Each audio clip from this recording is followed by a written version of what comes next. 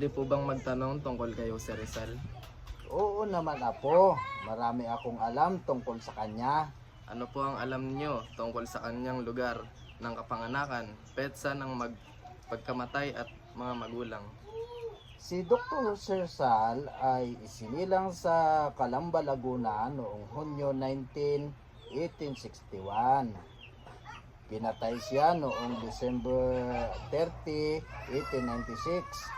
Ang kanyang mga magulang ay sina Francisco Mercado at Teodora Alonso. Ano pa po ang alam nyo tungkol kay Jose Rizal? Marami pa, apo. Siya ay isang doktor, manunulat, at bayani ng bansang Pilipinas. Sumulat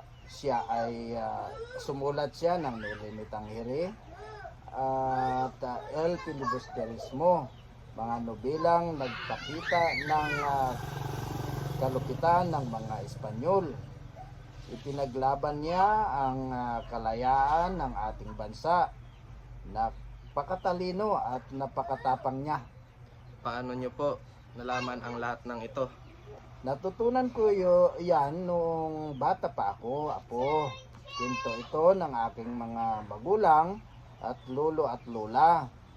Nasa mga libro rin ito na sa paaralan at sa mga museo. Importante na alam natin ang ating kasaysayan. Maraming salamat po.